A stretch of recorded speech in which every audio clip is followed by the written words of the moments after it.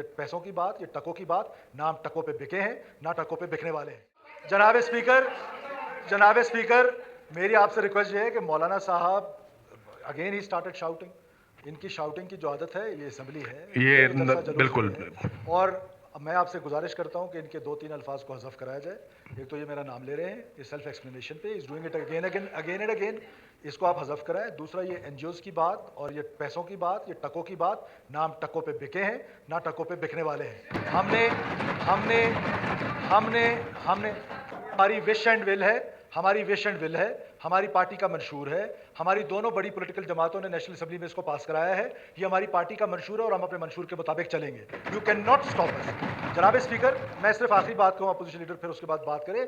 मेरी आपसे ये गुजारिश है कि एक अपोजिशन लीडर ने अगर बात करनी है तो करे, Exactly. हमने एग्जाम्शन की तहरीक दी हुई है। अगर आप इस तरह इस हाउस को चलाएंगे तो 100 लोग हमारी तरफ बोलते रहेंगे, 100 उस तरफ बोलते रहेंगे। जी जी बिल्कुल। और इसके जो हक में जो दलाइल हैं जनाब स्पीकर, ये कहीं पर भी इस्लाम या दीन से मुतसादम नहीं है। अगर ऐसा होता तो नेशनल असेंबली इसको कैसे पास कर लेती? वहाँ हमसे ज़्यादा जियद उलमा बैठे हुए हैं, वहाँ हमसे ज़्यादा अच्छे लेजिस्लेटर्स बैठे हुए हैं, वहाँ हमसे ज़्यादा एक्सपीरियंस लोग बैठे हुए हैं। यही मिसाल सिंध की है।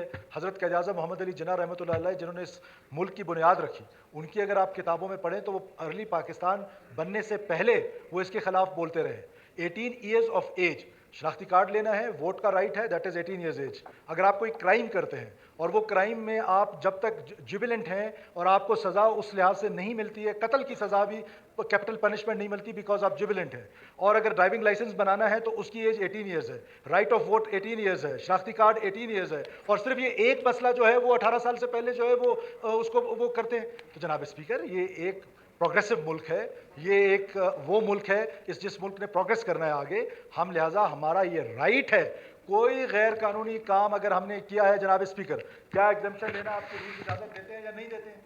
देते हैं। हमने एग्जाम्पशन की तहरीक दी है सर। माइक जरा उठा कर सीधा करें सर जी। उसके बाद हमने एग्जाम्पशन की तहरीक दी है। आप पर इमीडिएटली फर्ज बनता है कि आप इस एग्जाम्पशन की तहरीक पे वोटिंग कराएं। उसके बाद फिर बिल आता है, उस बिल पे वोटिंग कराएं। तो आप इसको एग्जाम्पशन की तहरीक को पहले करा लें। ये एग्जाम्प्ट अगर फर्ज करें हॉल आज एग्जाम्प्ट नहीं करती है तो फिर तो पुरानी कार्रवाई चलेगी। अगर हॉल एग्जाम्प्ट कर देती है तो वी हैव द राइट। तो आप मेहरबानी करके हाउस की सेंस ले फौरन से पहले, और ये अल्फाज हज़फ कराएं।